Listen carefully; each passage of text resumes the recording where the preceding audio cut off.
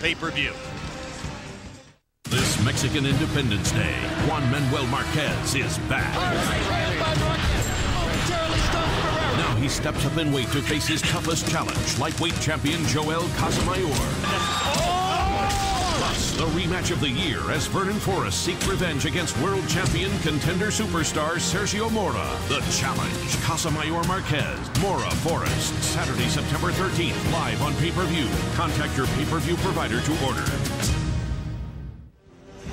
August 2, Boxing After Dark returns with welterweights Zab Judah and Josh Plotty, both fighting with an eye toward the winner tonight. September 6, more Boxing After Dark with lightweights Juan Diaz and Michael Katsita squaring off, both looking to rebound off their first professional losses. Hey, that could be the fight of the year. And September 13 on HBO pay-per-view, it's Joel Casamayor facing Juan Manuel Marquez. For all that and more, log on to HBO.com. A very relaxed Miguel Cotto typically has been here in the arena for the last hour and a half. He arrived at 5 o'clock and then sat in the front row at ringside for nearly an hour watching one of his stablemates compete in his own fight. A couple of fans came up, said hello. Cotto with his earphones in, listening to his iPod. Never interrupted the music listening, but was polite and congenial with fans. Here's a look at his wife, reunited with Miguel recently and still sitting at ringside along with two of the 4 children who have accompanied them here tonight. And Miguel gets a smile as he looks at his family at ringside. And we're showing you Miguel Cotto at some length here because Antonio Margarito is not yet in the arena. So there's a contrast already, as it's not unusual that Margarito isn't here for an 8 o'clock date at 6:30. But it's noteworthy in the sense that Cotto has already been here an hour and a half. And now let's go back to the ring where we're ready for the tale of the tape between Mike Alvarado and Cesar Bazan. Alvarado is a rising prospect in the 140-pound weight class, hoping to take a big step toward making his mark. He's got a 6-year age advantage. Gives away 2 inches in height to the exceptionally tall, exceptionally long-armed for the 140-pound division, Cesar Bazan. Bazan with a 2-inch arm length advantage measured from the armpit to the end of the fist. They both weighed in within a pound or two of the 140-pound limit, and both have rehydrated unofficially up to 150 pounds. Rules of the bout with our unofficial ringside scorer, Harold Letterman. The Mike Alvarado Cesar Bazan fight is scheduled for 10 rounds. These are the unified rules that you see on your screen. Jim, real quick, the 4 criteria that the judges will use to score each individual round: clean punching, effective aggressiveness, ring generalship, and defense, with a strong emphasis on clean, effective punching. Jim! The crowd is cheering Mike Alvarado, who just got into the ring. Let's go to Michael Buffer for the official introduction.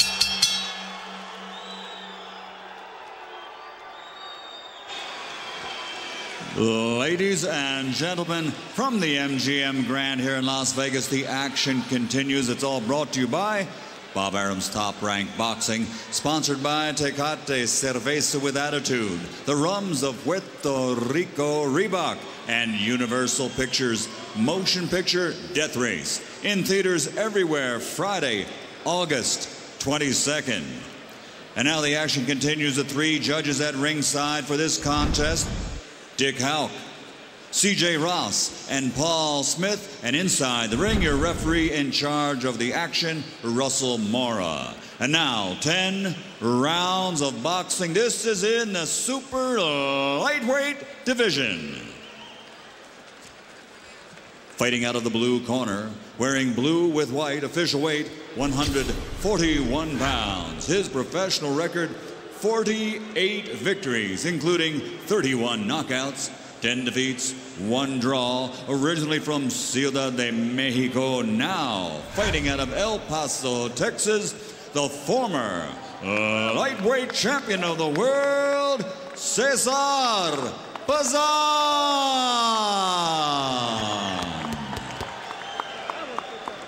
And across the ring, fighting out of the red corner, wearing black with silver, official weight 142 pounds. A perfect professional record consisting of 21 bouts, 21 victories, including 14 knockouts. From Thornton, Colorado, the undefeated Mike Alvarado.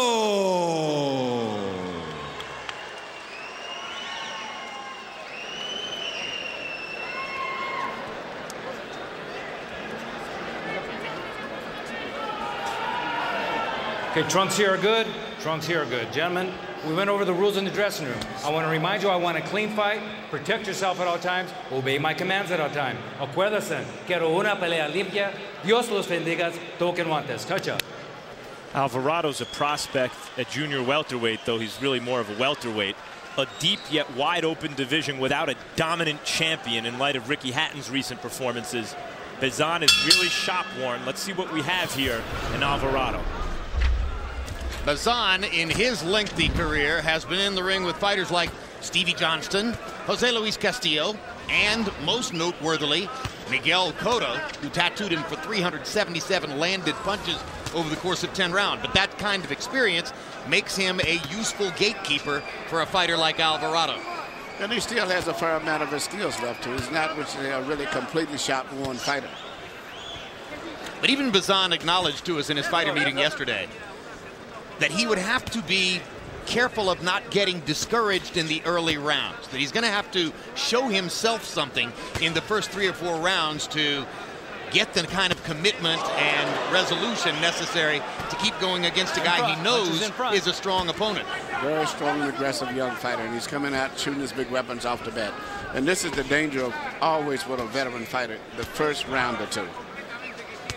You know, because of Alvarado's background as a high school wrestler who took up boxing at age 18, Emmanuel, it's inevitable that I'm going to have to seek a comparison with the fighter you trained, Kermit Cintron, whose background is very much the same. I mean, question one would be, as we go along, does he look like he has the kind of ring comfort that Cintron has been able to develop? I think so. Cintron was a really gifted all-around athlete in high school, too. His biggest problem was just that old under guy named Antonio Margarito. Bazan lands an uppercut, which is a good, forceful answer for some of the early bombs Alvarado's been landing. That was the second one Bazan's landed. Alvarado took it well. In a war in round one. Both guys have thrown jabs, but both guys are winging power shots. A couple of good body blows there by Bazan, and he ducks the swinging right hand over the top.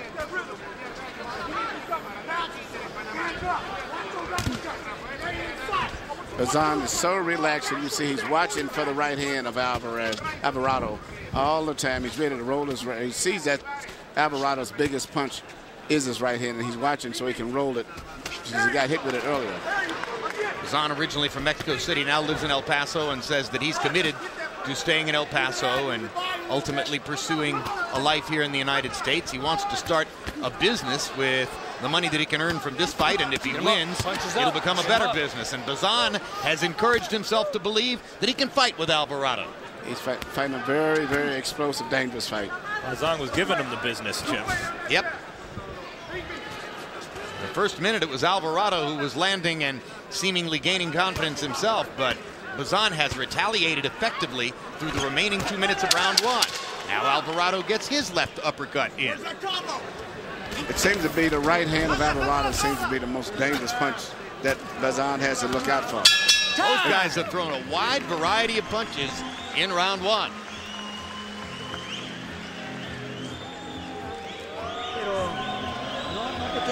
You're doing good, but don't wait for them. Don't leave your face out there. Come on, 1 or 2 uppercuts are coming in cleanly.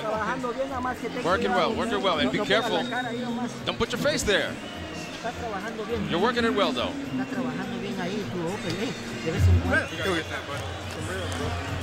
Go around a couple times, man.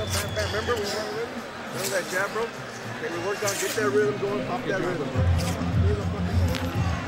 He's really relaxed, baby. He's really relaxed, okay? You need to start acting like that, okay? That's one for him, none for you. Do you understand me, okay? You good? All right, baby.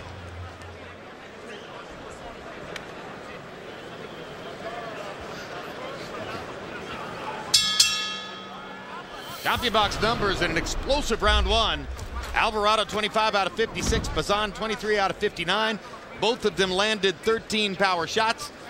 Harold Letterman gave the close round to Bazan. Probably for those effective uppercuts and right hands in the middle of the round. Bazan is so relaxed. I mean, his body rhythm seems to be just about like his body is. Totally relaxed, loose, and placing his punches very well. and primarily watching out for the right hand from Alvarado. Yeah, if it's a bodybuilding contest, Alvarado wins it hands down. But Bazan, like Kelly Pavlik, gives you a demonstration that sometimes the longer, looser muscles produce the quicker response.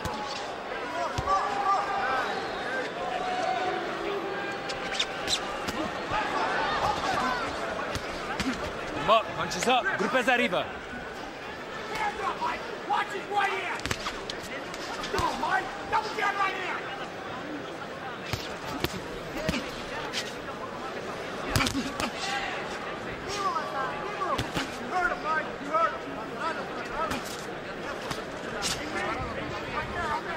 Alvarado just